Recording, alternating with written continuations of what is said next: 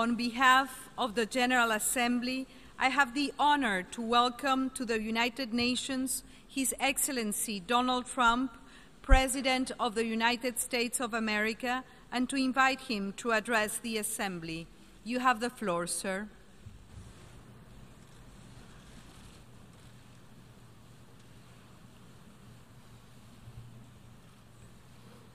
Madam President, Mr. Secretary General, world leaders, ambassadors, and distinguished delegates, 1 year ago I stood before you for the first time in this grand hall. I addressed the threats facing our world, and I presented a vision to achieve a brighter future for all of humanity. Today I stand before the United Nations General Assembly to share the extraordinary progress we've made.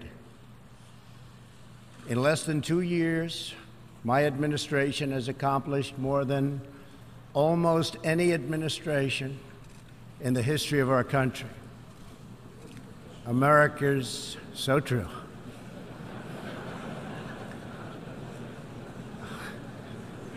Didn't expect that reaction, but that's okay.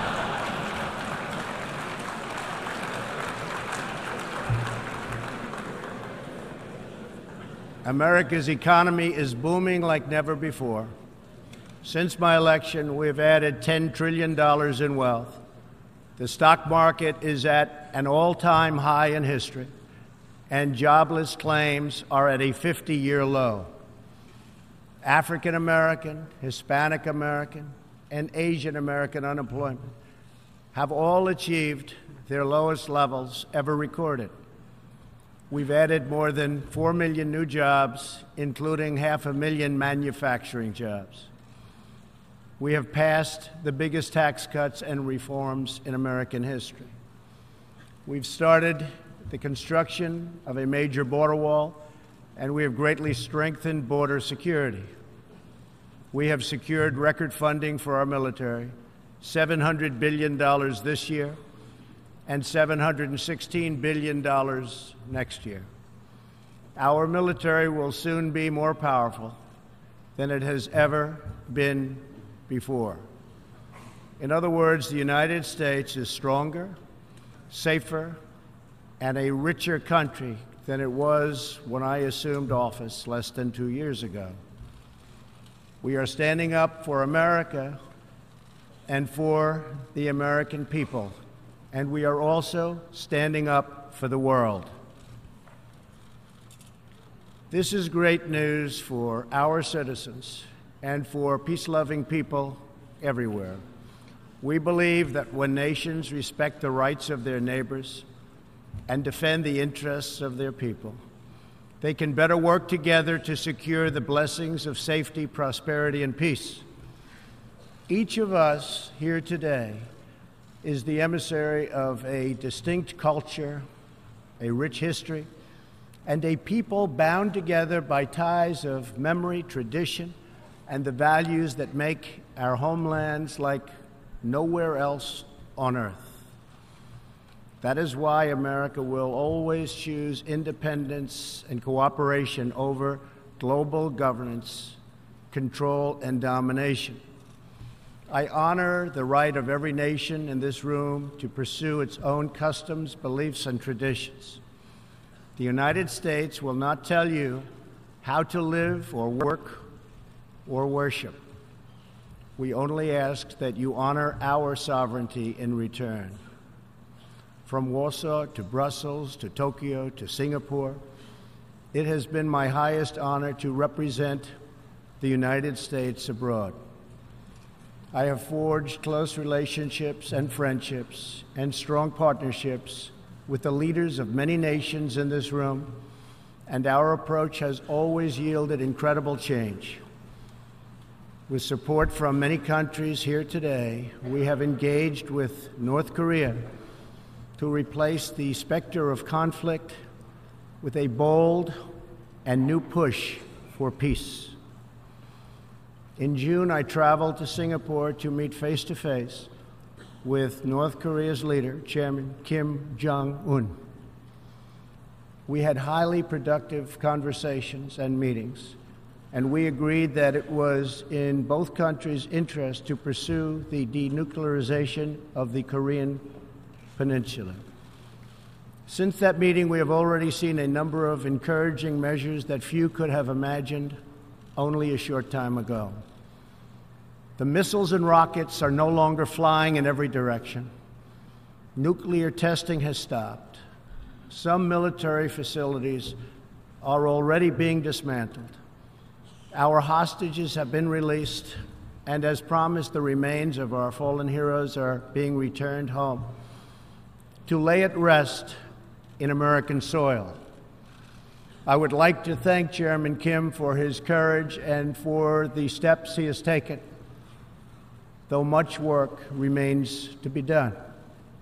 The sanctions will stay in place until denuclearization occurs.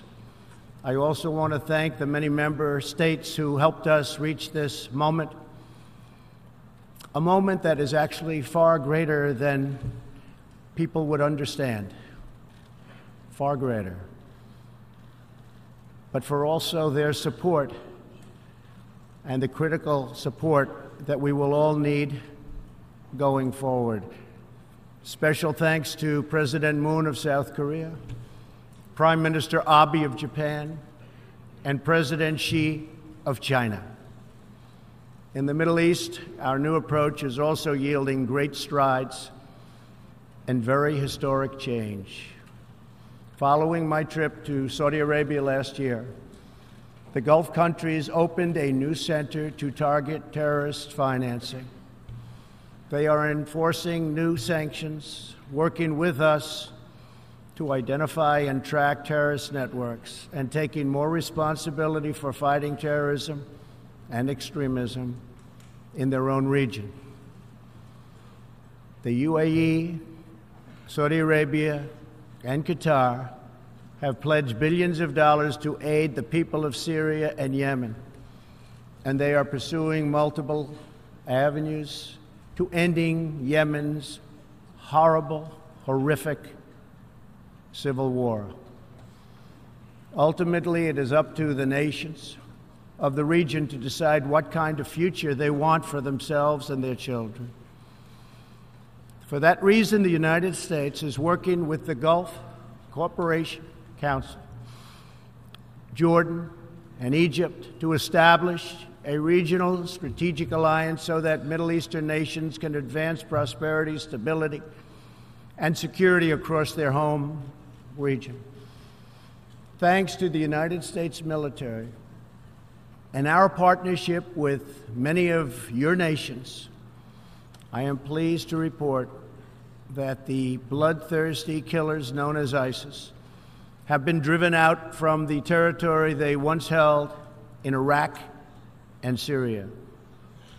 We will continue to work with friends and allies to deny radical Islamic terrorists any funding, territory, or support, or any means of infiltrating our borders. The ongoing tragedy in Syria is heartbreaking. Our shared goals must be the de-escalation of military conflict, along with a political solution that honors the will of the Syrian people. In this vein, we urge the United Nations-led peace process be reinvigorated. But rest assured, the United States will respond if chemical weapons are deployed by the Assad regime. I commend the people of Jordan and other neighboring countries for hosting refugees from this very brutal civil war. As we see in Jordan, the most compassionate policy is to place refugees as close to their homes as possible, to ease their eventual return to be part of the rebuilding process. This approach also stretches finite resources to help far more people, increasing the impact of every dollar spent. Every solution to the humanitarian crisis in Syria must also include a strategy to address the brutal regime that has fueled and financed it, the corrupt dictatorship in Iran. Iran's leaders sow chaos, death, and destruction. They do not respect their neighbors or borders or the sovereign rights of nations. Instead, Iran's leaders plunder the nation's resources to enrich themselves and to spread mayhem across the Middle East and far beyond. The Iranian people are rightly outraged that their leaders have embezzled billions of dollars from Iran's treasury, seized valuable portions of the economy, and looted the people's religious endowments, all to line their own pockets and send their proxies to wage war. Not good. Iran's neighbors have paid a heavy toll for the region's agenda of aggression and expansion. That is why so many countries in the Middle East strongly supported my decision to withdraw the United States from the horrible 2015 Iran nuclear deal and reimpose nuclear sanctions. The Iran deal was a windfall for Iran's leaders. In the years since the deal was reached, Iran's military budget grew nearly 40%. The dictatorship used the funds to build nuclear-capable missiles, increase internal repression, finance terrorism, and fund havoc and slaughter in Syria and Yemen. The United States has launched a campaign of economic pressure to deny the regime the funds it needs to advance its bloody agenda. Last month, we began reimposing hard-hitting nuclear sanctions that have been lifted under the Iran deal. Additional sanctions will resume November 5th, and more will follow. And we are working with countries that import Iranian crude oil to cut their purchases substantially. We cannot allow the world's leading sponsor of terrorism to possess the planet's most dangerous weapons. We cannot allow a regime that chants death to America and that threatens Israel with annihilation to possess the means to deliver a nuclear warhead to any city on earth. Just can't do it. We ask all nations to isolate Iran's regime as long as its aggression continues. And we ask all nations to support Iran's people as they struggle to reclaim their religious and righteous destiny. This year, we also took another significant step forward in the Middle East in recognition of every sovereign state to determine its own capital. I moved the U.S. Embassy in Israel to Jerusalem. The United States is committed to a future of peace and stability in the region, including peace between the Israelis and the Palestinians. That aim is advanced, not harmed, by acknowledging the obvious facts. America's policy of principled realism means we will not be held hostage to old dogmas, discredited ideologies, and so-called experts who have been proven wrong over the years, time and time again. This is true not only in matters of peace, but in matters of prosperity. We believe that trade must be fair and reciprocal. The United States will not be taken advantage of any longer. For decades, the United States opened its economy, the largest by far on earth with few conditions. We allowed foreign goods from all over the world to flow freely across our borders. Yet, other countries did not grant us fair and reciprocal access to their markets in return. Even worse, some countries abused their openness to dump their products, subsidize their goods, target our industries, and manipulate their currencies to gain unfair advantage over our country. As a result, our trade deficit ballooned to nearly $800 billion a year. For this reason, we are systematically renegotiating broken and bad trade deals.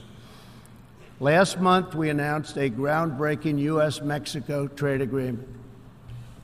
And just yesterday, I stood with President Moon to announce the successful completion of the brand new U.S.-Korea trade deal.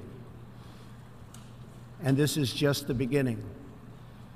Many nations in this hall will agree that the world trading system is in dire need of change. For example, countries were admitted to the World Trade Organization that violate every single principle on which the organization is based. While the United States and many other nations play by the rules, these countries use government-run industrial planning and state-owned enterprises to rig the system in their favor. They engage in relentless product dumping, forced technology transfer, and the theft of intellectual property. The United States lost over 3 million manufacturing jobs, nearly a quarter of all steel jobs, and 60,000 factories after China joined the WTO.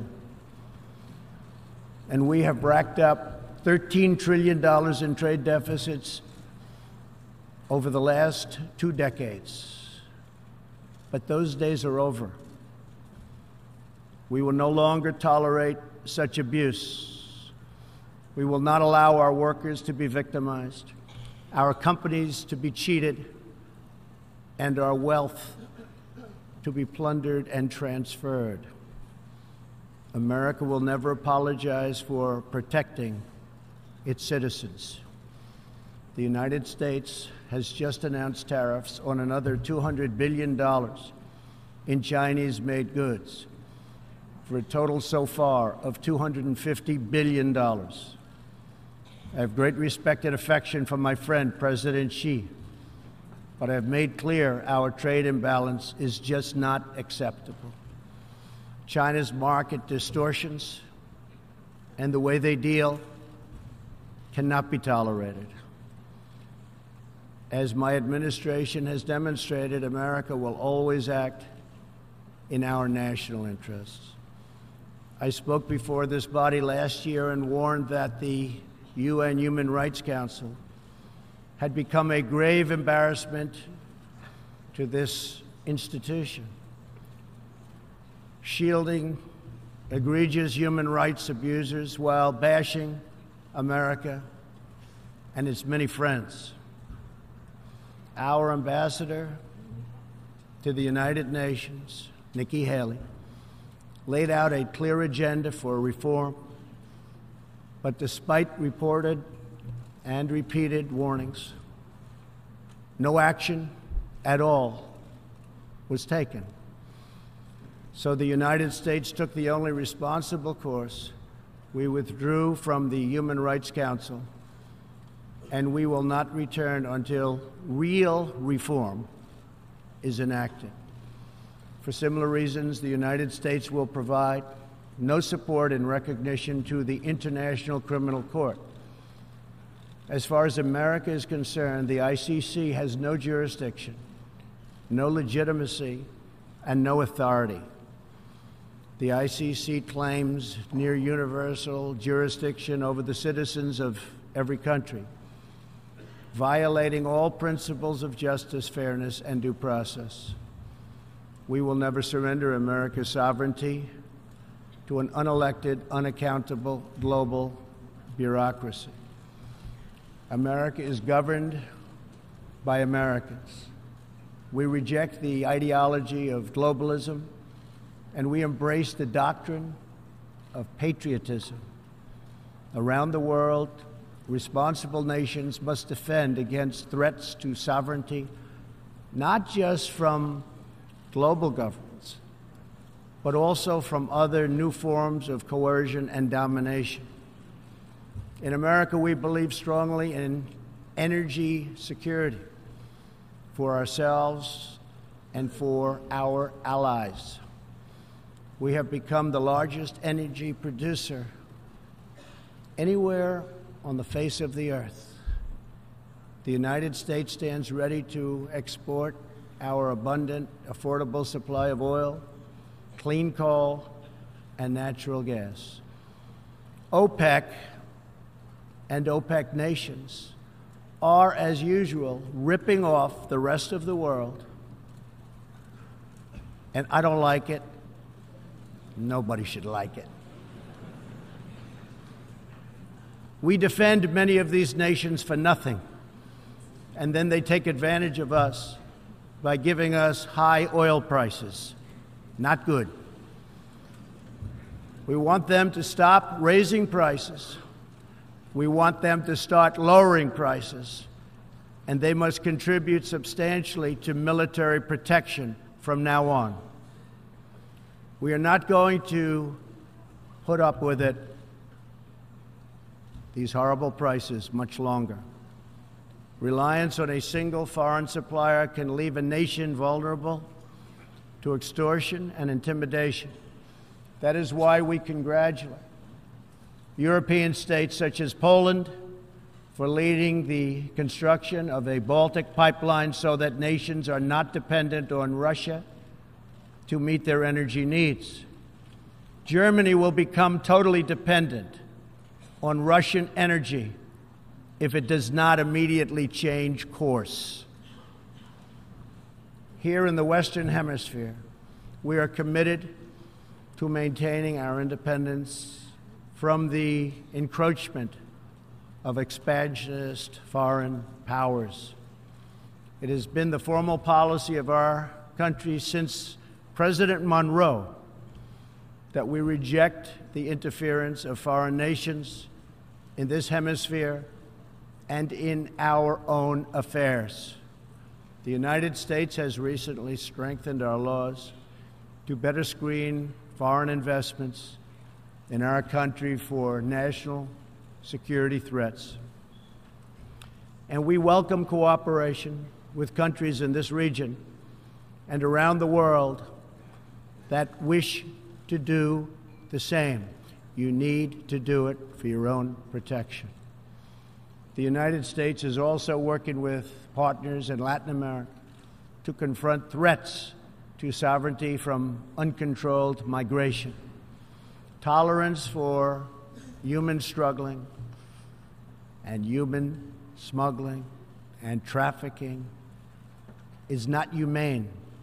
It's a horrible thing that's going on at levels that nobody has ever seen before.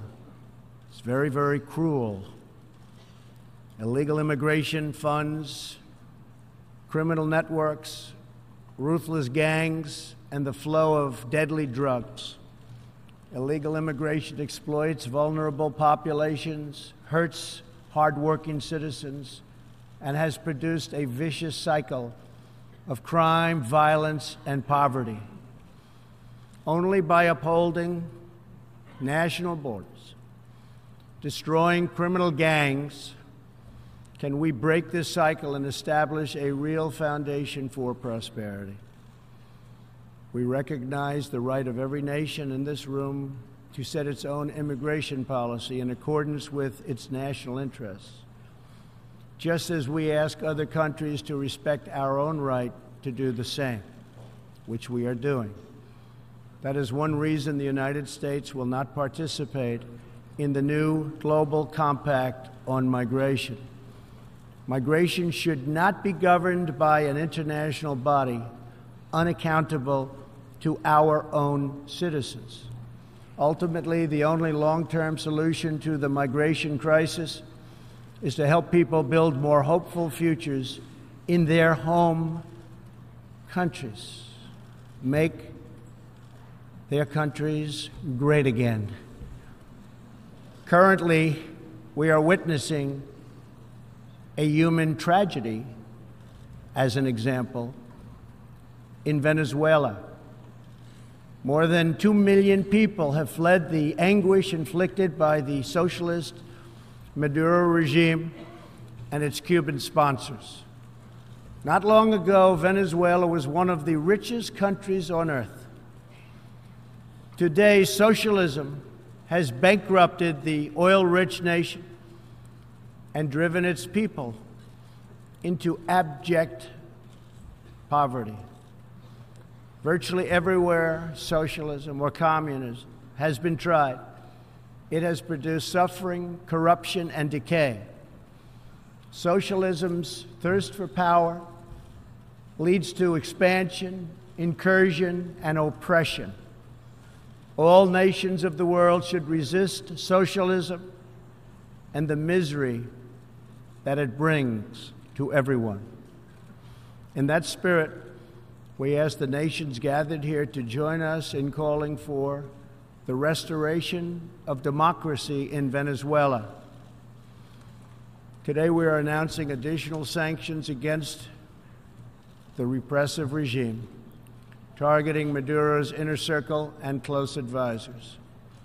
We are grateful for all of the work the United Nations does around the world to help people build better lives for themselves and their families. The United States is the world's largest giver in the world, by far, of foreign aid. But few give anything to us. That is why we are taking a hard look at U.S. foreign assistance. That will be headed up by Secretary of State Mike Pompeo. We will examine what is working, what is not working, and whether the countries who receive our dollars and our protection also have our interests at heart.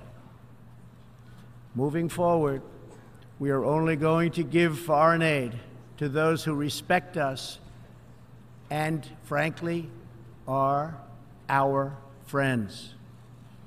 And we expect other countries to pay their fair share for the cost of their defense.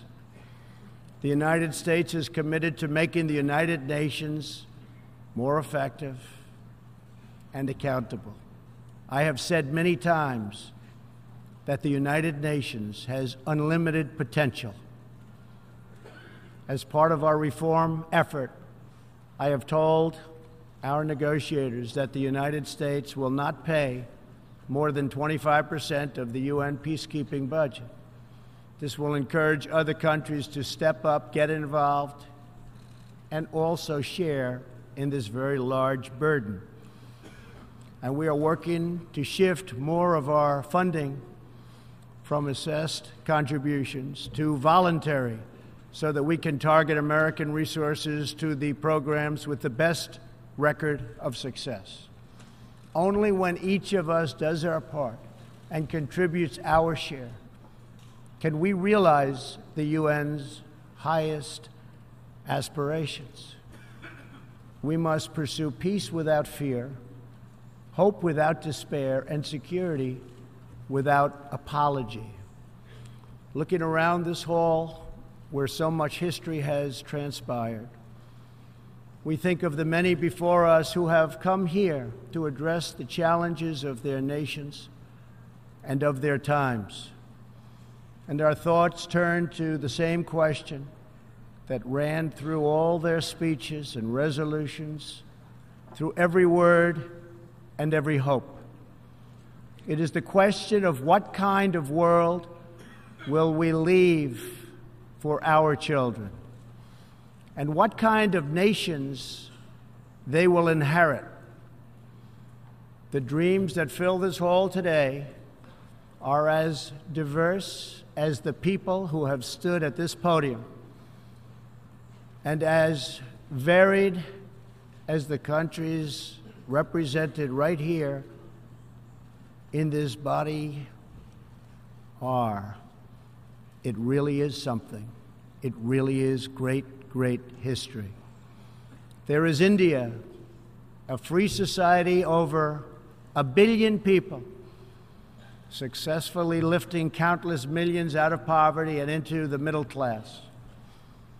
There is Saudi Arabia, where King Salman and the Crown Prince are pursuing bold new reforms. There is Israel, proudly celebrating its 70th anniversary as a thriving democracy in the Holy Land.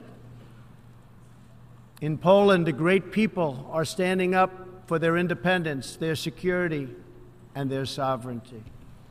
Many countries are pursuing their own unique visions, building their own hopeful futures, and chasing their own wonderful dreams of destiny, of legacy, and of a home. The whole world is richer. Humanity is better because of this beautiful constellation of nations, each very special, each very unique, and each shining brightly in its part of the world. In each one, we see awesome promise of a people bound together by a shared past and working toward a common future. As for Americans, we know what kind of future we want for ourselves. We know what kind of a nation America must always be. In America, we believe in the majesty of freedom and the dignity of the individual. We believe in self-government and the rule of law, and we prize the culture that sustains our liberty, a culture built on strong families, deep faith, and fierce independence. We celebrate our heroes. We treasure our traditions. And above all, we love our country. Inside everyone in this great chamber today, and everyone listening all around the globe, there is the heart of a patriot that feels the same powerful love for your nation, the same intense loyalty to your homeland, the passion that burns in the hearts of patriots and the souls of nations has inspired reform and revolution, sacrifice and selflessness, scientific breakthroughs, and magnificent works of art. Our task is not to erase it, but to embrace it, to build with it, to draw on its ancient wisdom, and to find within it the will to make our nations greater, our region safer, and the world better. To unleash this incredible potential in our people, we must defend the foundations that make it all possible. Sovereign and independent nations are the only vehicle where freedom has ever survived, democracy has ever endured, or peace has ever prospered. And so we must protect our sovereignty and our cherished independence above all. When we do, we will find new avenues for cooperation unfolding before us. We will find new passion for peacemaking rising within us. We will find new purpose, new resolve, and new spirit flourishing all around us, and making this a more beautiful world in which to live. So together, let us choose a future of patriotism, prosperity, and pride. Let us choose peace and freedom over domination and defeat. And let us come here to this place to stand for our people and their nations, forever strong, forever sovereign, forever just, and forever, thankful for the grace and the goodness and the glory of God. Thank you, God bless you, and God bless the nations of the world. Thank you very much. Thank you.